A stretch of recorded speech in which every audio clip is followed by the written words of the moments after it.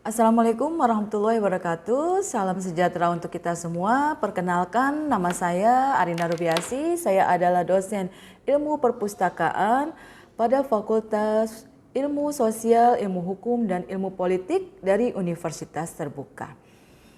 Melalui video ini, saya akan menjelaskan salah satu mata kuliah yang saya ampu, yaitu Filsafat dan Etika Komunikasi.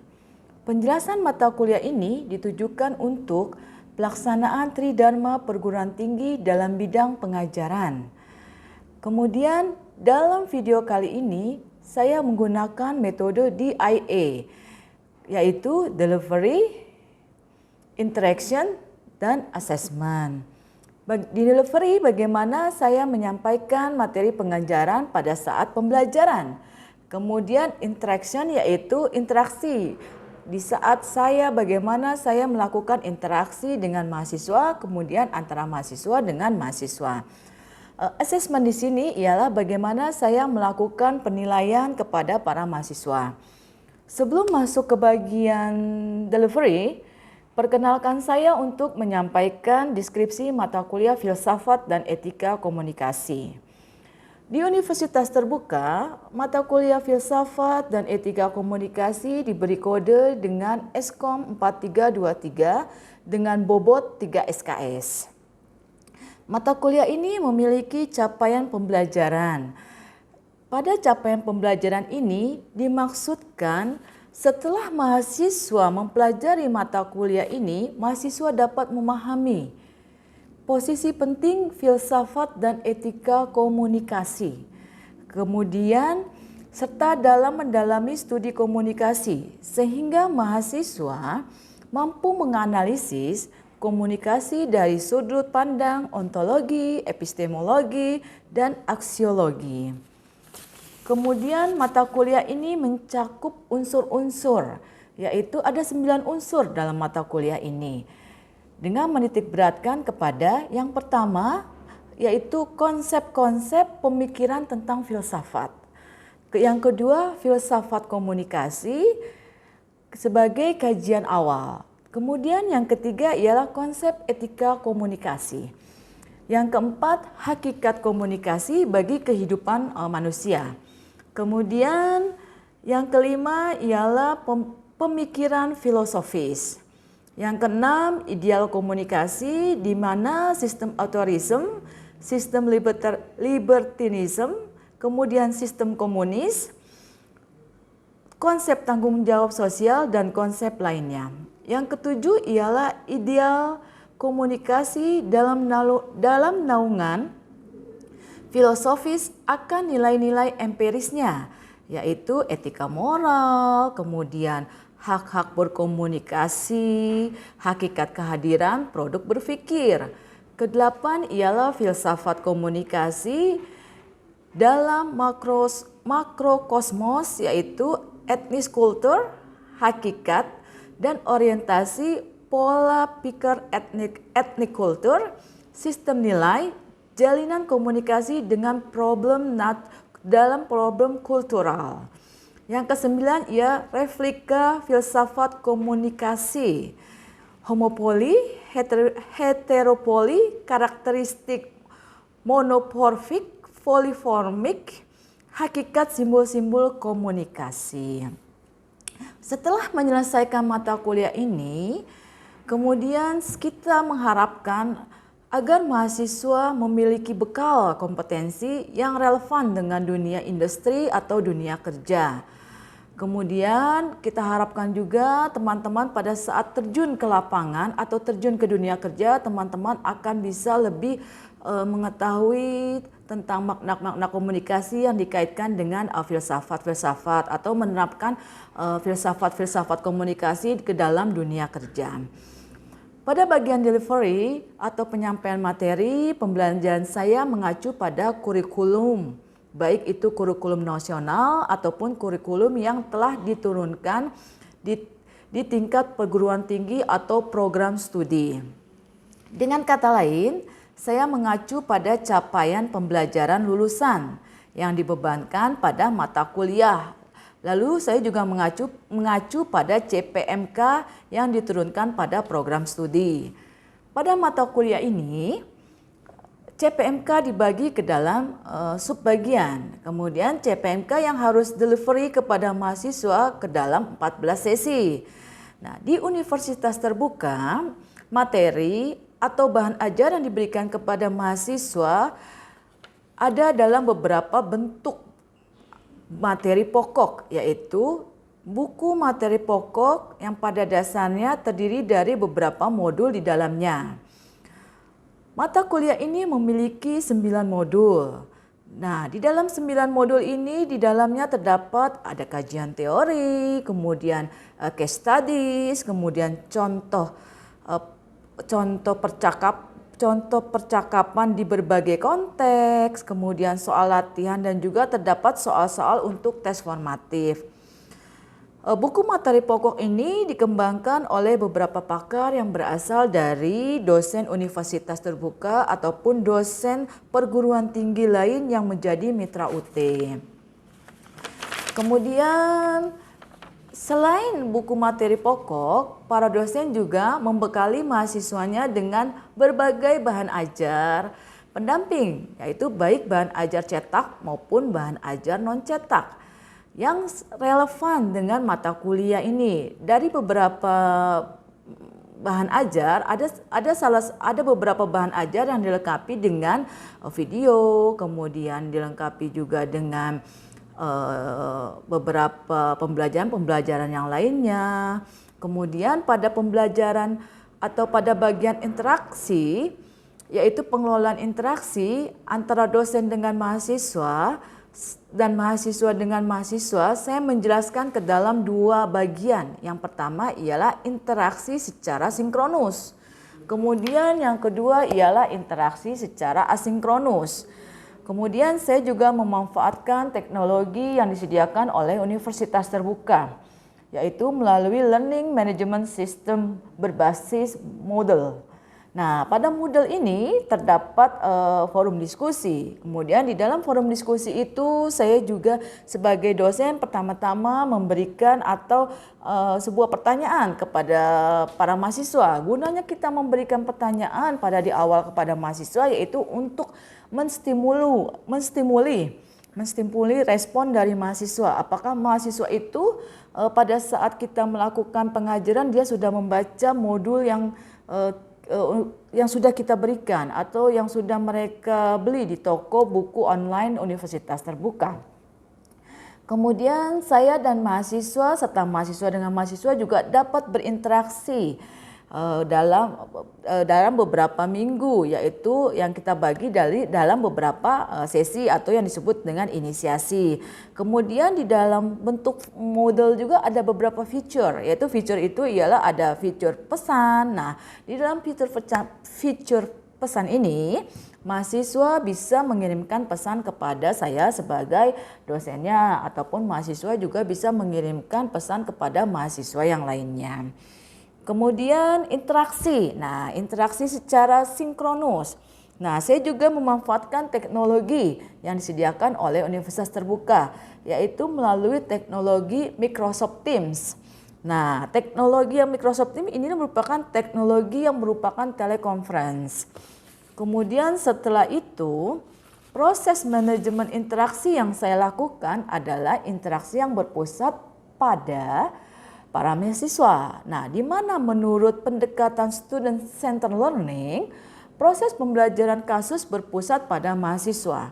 Maka saya mengharapkan interaksi dari mahasiswa, dari teman-teman semua sebagai mahasiswa tetap aktif dalam mengikuti pembelajaran dimanapun, pembelajaran pada kali ini atau mata kuliah apapun. Jadi kita harapkan interaksi mahasiswa itu selalu aktif agar kita sebagai dosen juga dengan senang hati, kita juga dengan bersemangat tetap memberikan layanan yang terbaik kepada mahasiswa.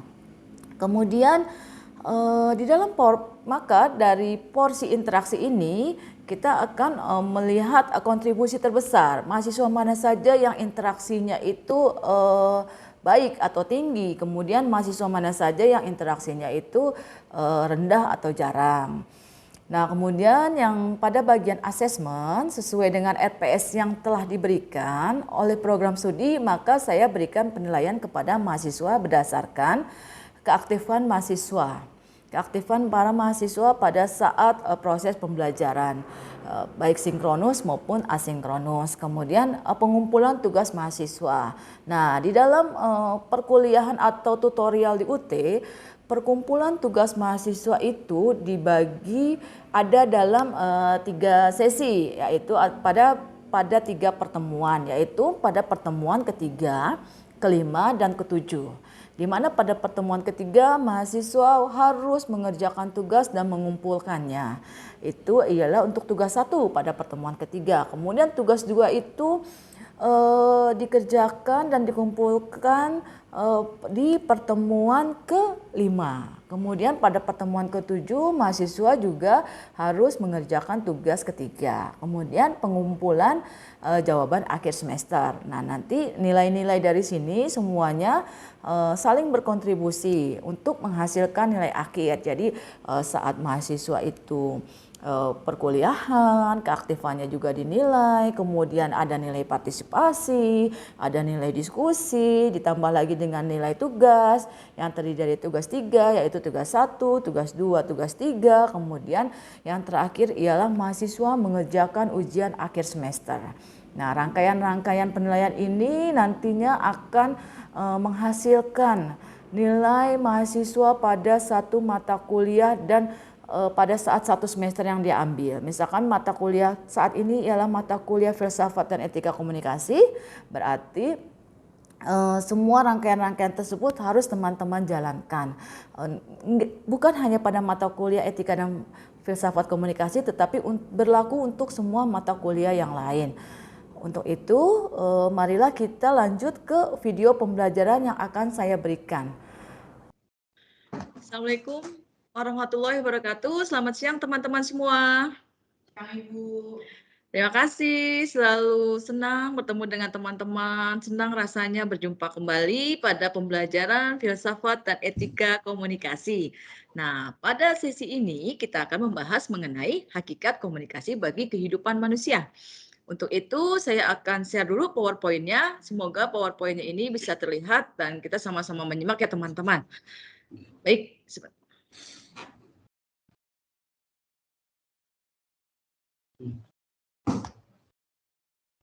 hakikat komunikasi bagi kehidupan manusia.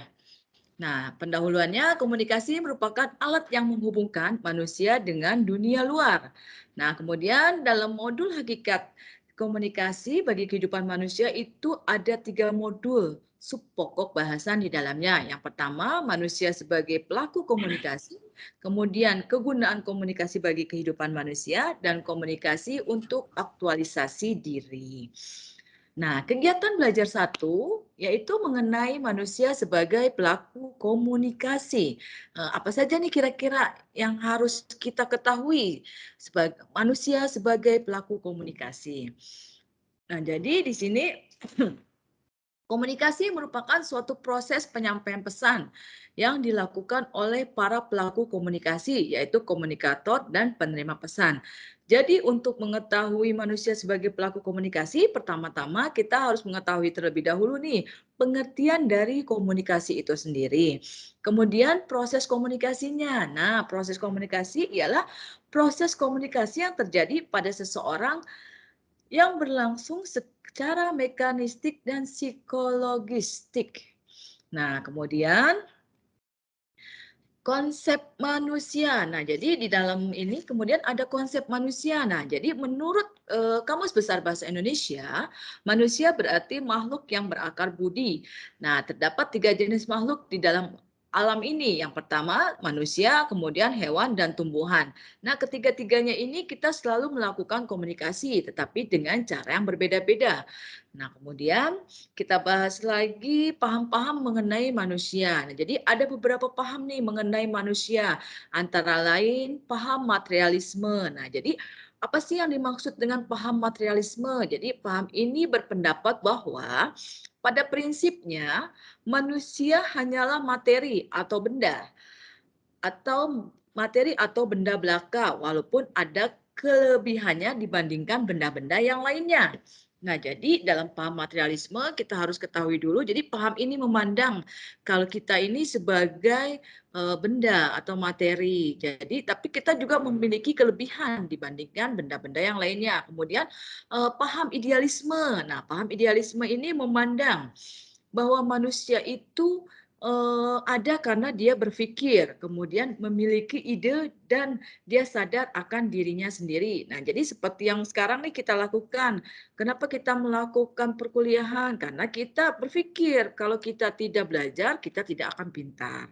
Kemudian paham eksistensialisme. Nah, jadi dalam paham eksistensialisme ini, paham ini memandang bahwa manusia tidak saja berada di dunia, tetapi juga menghadapi dunia dan benda-benda yang lainnya. Nah, jadi dalam paham ini kita tidak hanya ada di dunia ini, jadi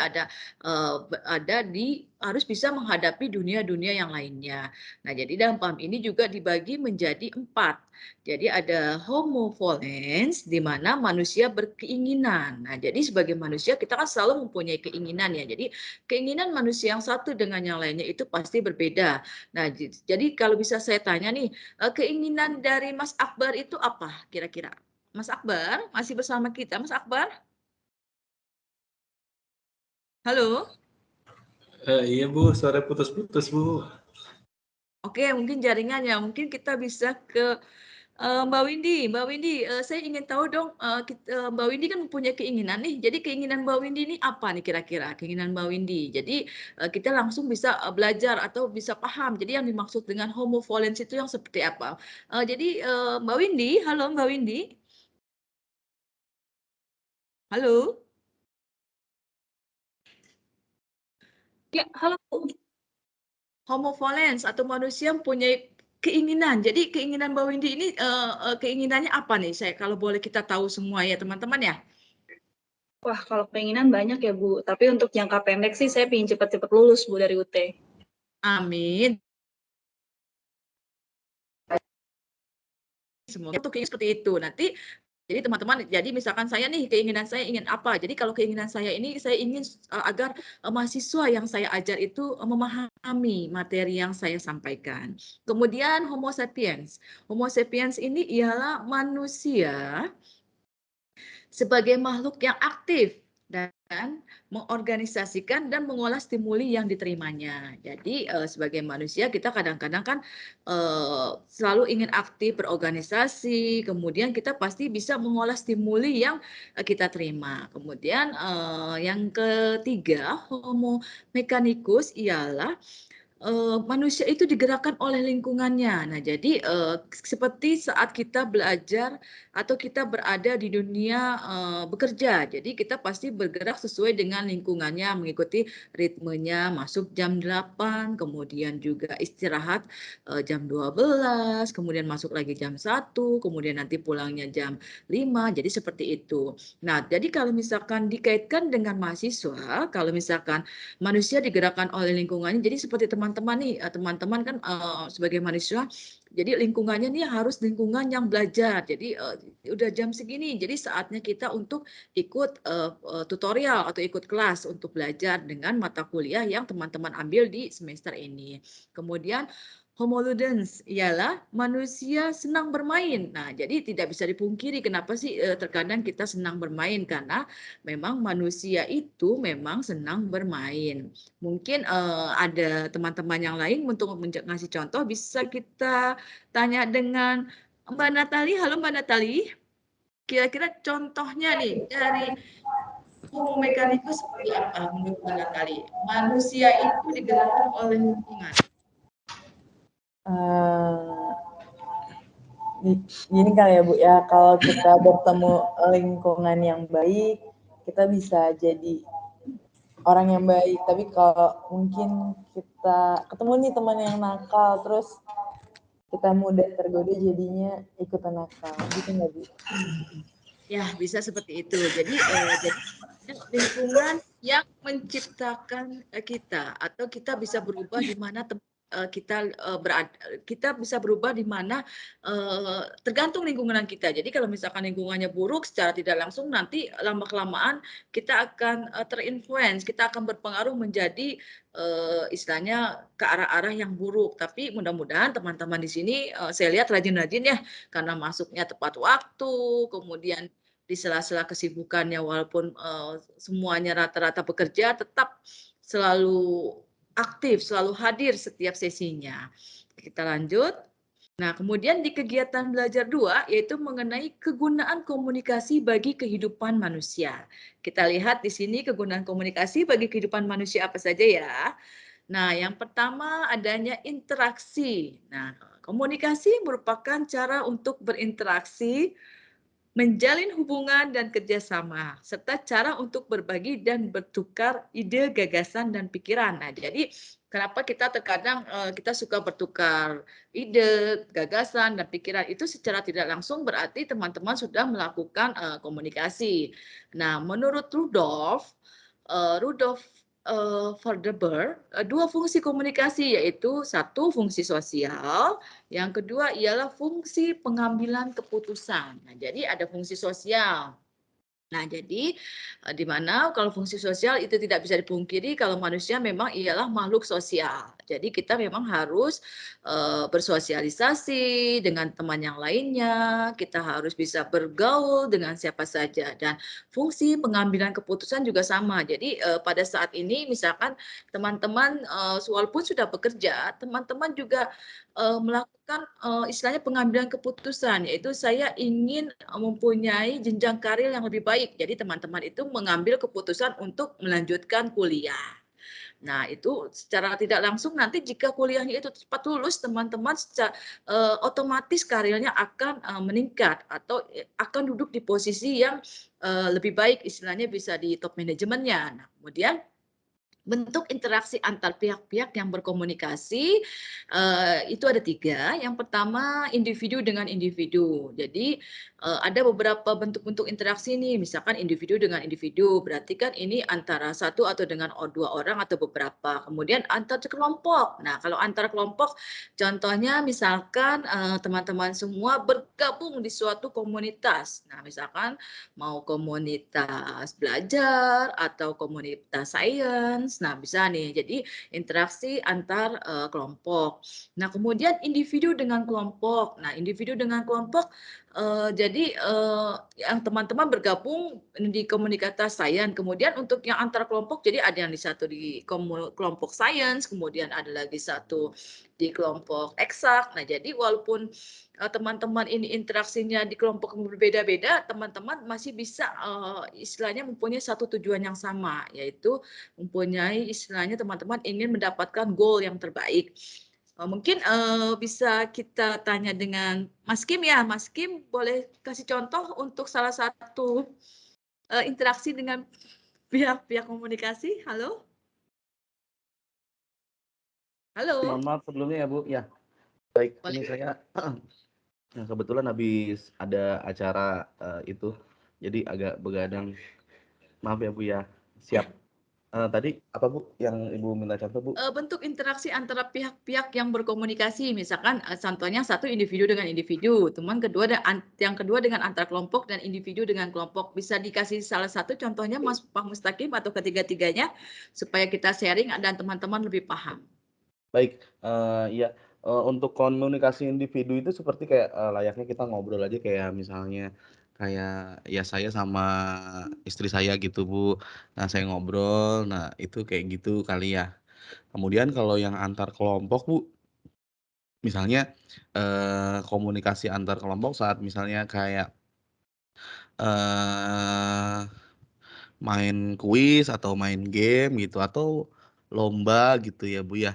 Kayak misalnya satu tim ini ikut debat apa namanya, debat bahasa Indonesia atau debat-debat kayak ini. Nah, satu tim itu kan mereka terdiri dari 2 orang, mereka saling berdebat untuk mencapai tujuan yang masing-masing. Kemudian dari individu dengan kelompok itu seperti misalnya seperti ini Bu, kayak misalnya Ibu misalnya Ibu menyampaikan ke kami gitu. Nah, Ibu itu di individu menyampaikan ke kelompoknya ke kami gitu. Atau kalau enggak, kalau untuk yang individu dengan kelompoknya itu nanti bisa juga seperti kayak seminar atau talk show gitu. Mungkin bukan talk show, apa namanya kayak kayak ke kuliah umum gitu kali ya Bu ya, gitu. Paling gitu sih Bu.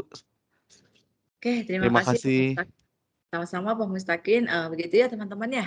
Kemudian kita lanjut kebutuhan dasar. Jadi di kebutuhan dasar ini manusia memerlukan komunikasi untuk dapat mengidentifikasi kebutuhannya. Ya, komunikasi amat esensial bagi pertumbuhan kepribadian manusia karena kurangnya komunikasi akan menghambat perkembangan kepribadian. Jadi kita harus sering-sering berkomunikasi agar kita bisa mengenal satu sama lain, agar kita juga mengetahui apa sih sebenarnya yang menjadi kebutuhan kita dan kita juga bisa mengidentifikasi nih sebelum kita mengetahui kebutuhan kita pasti mengidentifikasi saya tuh butuhnya apa ya. Jadi kalau saya mau kebutuhannya ini, saya harus melakukan hal apa yang harus kita lakukan atau komunikasi apa yang harus kita lakukan. Nah, pengoperan nilai antar generasi. Jadi ada juga pengoperan nilai antar generasi. Nah, di sini proses pengoperan nilai, norma, aturan yang ada dari satu generasi ke generasi yang lainnya dilakukan melalui pendidikan sekolah maupun luar sekolah. Nah, ini mungkin sudah teman-teman lalui dan secara tidak langsung juga teman-teman sebenarnya sudah melalui, tapi teman-teman mungkin nggak ngeh ya kalau secara tidak langsung ini adalah pengoperan nilai antar generasi. Misalkan dulu waktu di SD teman-teman perilakunya seperti apa, kemudian naik SMP, SMA, kemudian di dunia kerja dan sekarang di samping dunia kerja teman-teman juga melakukan istilahnya menjadi mahasiswa di UT. Kemudian kita lanjut kegiatan belajar 3. Nah, komunikasi untuk aktualisasi diri. Nah, ini ialah yang harus teman-teman lakukan. Sebenarnya teman-teman harus apa sih untuk mengaktualisasikan diri? Nah, teman-teman untuk selalu aktual sebenarnya teman-teman harus bisa melakukan komunikasi. Komunikasi yang seperti apa? Baik, akan kita lihat. Nah, jadi yang pertama, proses aktualisasi adalah perkembangan atau penemuan jati diri dan mekarnya potensi yang ada atau terpendam. Dengan kata lain adalah menjadi manusia secara penuh. Nah, jadi untuk mengaktualisasinya, teman-teman harus melakukan perkembangan atau penemuan jati diri yang itu tadi prosesnya sudah teman-teman lalui mungkin dari TK, SD, SMP, SMA sampai ke dunia kerja dan sekarang teman-teman juga menjadi mahasiswa. Nah, ini adalah secara tidak langsung teman-teman sudah melalui proses untuk aktualisasi diri dan mencoba untuk menjadi manusia secara penuh. Ciri-ciri aktualisasi diri menurut Abraham Maslow yaitu menemukan bahwa ciri aktualisasi diri yaitu yang pertama, melihat hidup apa adanya. Nah, jadi saya ingin tanya nih, saya pengen tanya ke Mas Dimas. Mas Dimas, halo Mas Dimas. Halo, masih ada Mas Dimas? Atau jaringan kali ya? Kecil suaranya. Suara saya sudah ada, Bu? Sudah ada Mas. Mas Dimas, saya pengen tanya nih, apakah Mas Dimas sudah melihat hidup apa adanya nih? Saya mau tanya nih, ini kan teman-teman istilahnya ada yang beberapa sudah menikah dan ada yang belum, jadi pasti beda-beda ya. Jadi saya mau lihat di ciri aktualisasi diri yang pertama, yaitu melihat hidup apa adanya. Halo Mas Dimas.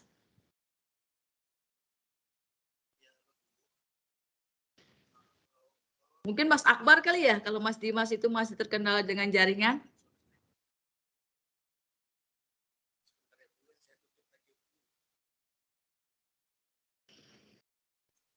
Halo.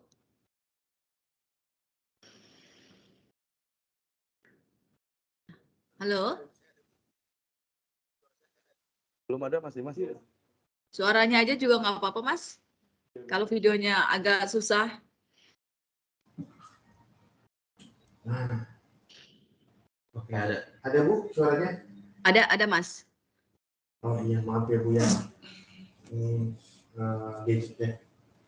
Iya, kalau untuk melihat hidup apa adanya Bu, untuk sekarang saya sepertinya memang ada di tahap itu Bu. Jadi saya melihat hidup saya apa adanya aja gitu Bu. Jadi saya ngejar.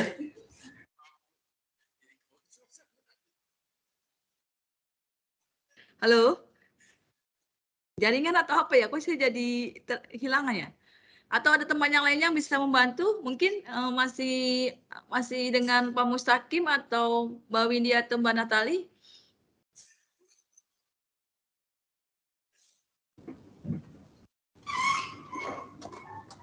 Jawab deh Bu. Oke, melihat hidup apa adanya kayak gimana nih Mbak Natali? Iya, Kan Mbak Natali masih muda ya? Kalau dari saya sih, kalau hidup apa adanya tuh gini kali ya Bu ya. Kan sekarang nih banyak nih di media sosial kayak orang-orang tuh show off atau kayak gimana ya, kayak menunjukkan bahwa misalnya dirinya nih untuk ekonominya di atas rata-rata gitu misalnya, tapi padahal sebenarnya mungkin ngepas, tapi dia pengen dihargai nih sama teman-teman sosial medianya, jadilah dia hidup mengada-ngada gitu kayaknya. Oke, benar seperti itu. Jadi melihat hidup apa adanya. Jadi kita harus istilahnya sadar diri ya. Kita punyanya apa ya, kita nikmati dan kita harus bersyukur apa yang sudah kita dapat. Kemudian kreatif. Nah, jadi kita harus kreatif untuk supaya kita bisa selalu mengaktualisasi diri. Kemudian kadar konflik dirinya rendah. Jadi tidak berkonflik dengan teman sejawat, dengan teman-teman yang lainnya gitu. Jadi kita harus sebisa mungkin menekan supaya konflik di diri kita itu bisa rendah, agar kita bisa menekan emosi. Gimana sih caranya agar kita tidak melakukan konflik-konflik dengan teman, kemudian dengan bawahan atau dengan atasan atau dengan rekan-rekan kita kerja yang lainnya, baik di dalam perusahaan itu ataupun di luar perusahaan yang lain.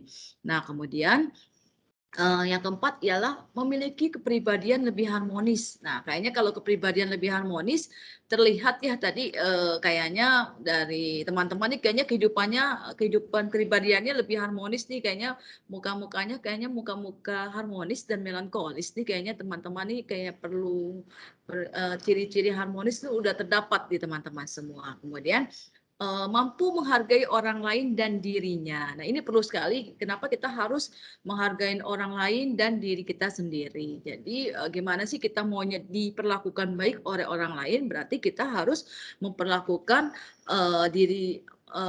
kita harus memperlakukan orang lain itu lebih baik dulu dibandingkan dengan diri kita, tapi tanpa harus menjatuhkan diri kita sendiri. Nah, kemudian memiliki kemerdekaan psikologis. Nah, jadi teman-teman tuh psikologisnya harus merdeka. Jadi tidak terlalu banyak-banyak tekan-tekanan atau beban-beban psikologis. Mudah-mudahan teman-teman ini walaupun masih muda memiliki kemerdekaan psikologis yang tinggi. Kemudian yang ketujuh, memiliki sifat sesuai dengan nilai-nilai agama. Jadi balik lagi tetap harus memiliki sifat sesuai dengan nilai-nilai agama. Dan mencintai tanggung jawab pada pekerjaannya. Jadi apapun itu, seberat apapun pekerjaan itu, teman-teman harus berusaha mencintai pekerjaan itu. Karena biar bagaimanapun, dari situlah misalkan teman-teman sudah bekerja, dari situlah teman-teman mempunyai pendapatan teman-teman untuk kehidupan sehari-hari. Teman-teman bisa juga dari pendapatan itu teman-teman bisa memberi kepada orang tua. Kemudian bagi yang sudah menikah bisa menafkahi istrinya dan anak-anaknya. Seperti itu ya. Mungkin ada teman-teman yang lain ingin mengasih contoh? Halo, masih mengikuti perkuliahan kita kan ya? Halo? Ya Bu, mohon izin Bu, saya habis tadi ada petir Bu, jadi jaringannya saya agak off cam. Saya mau ngasih contoh Bu. Boleh Mas Takin. Tadi apa Bu? Maaf. Oke, jadi ada ciri-ciri aktualisasi diri menurut Abraham Maslow. Nah, jadi yang pertama melihat hidup apa adanya. Nah, kreatif, kemudian kadar konflik dirinya rendah, dan kepribadian lebih harmonis, mampu menghargai orang lain dan dirinya, dan memiliki kemerdekaan psikologis, memiliki sifat sesuai dengan nilai-nilai agama, dan mencintai tanggung jawab pada pekerjaannya. Jadi Mas Mustaqim bisa mengasih contoh untuk ke-8-8-nya atau bagaimana nih? Iya Bu, kalau di saya sih mungkin kan Mas. karena saya orangnya biasa aja ya, jadi nggak terlalu kreatif juga, tapi kayak melihat hidup apa adanya juga, tapi ya kadang-kadang juga pengen banyak maunya juga gitu, kayak kayak ya biasa aja gitu, kayak apa namanya, aktualisasinya ya ini eh saya sih melihat ini bisa nggak sih Bu kalau dalam satu apa namanya, satu orang itu ada di 8-8-nya, kayaknya nggak mungkin ya Bu ya. Apa Mustaqim? Ada di Kayak 8-8-nya? satu Nah, orang tuh punya ke 8-8-nya itu kayaknya nggak mungkin ya Bu ya. sebenarnya kalau misalkan di dalam satu orang ada ke-8-8-nya, bisa aja Pak Mustaqim. Cuman kan kita kadang-kadang, kita kan terus terang aja hidup tuh kadang-kadang kita suka, mungkin Mas Mustaqim juga suka melihat ya, kok orang itu bisa lebih, jadi kita pengen seperti itu. Ya, jadi kita tuh sebenarnya tidak hidup apa adanya. Tapi kalau misalkan kita balik lagi, kalau kita mau bersyukur, insya Allah kok ke-8-8-nya ini ya kita bisa miliki.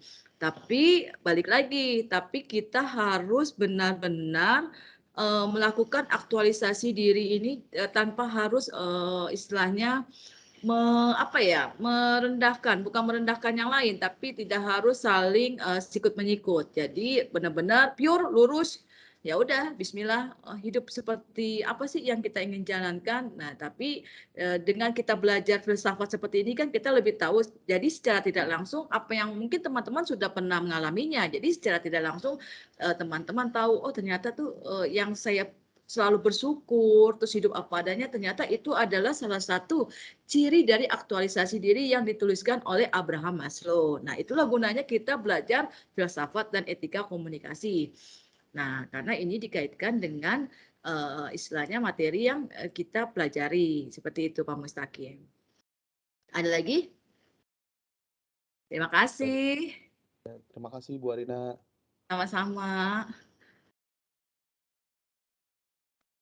Nah, teman-teman, untuk sesi hari ini yaitu mengenai tadi mengenai pembelajaran hakikat komunikasi bagi kehidupan manusia. Untuk materinya sudah selesai. Apakah teman-teman ada yang ingin ditanyakan?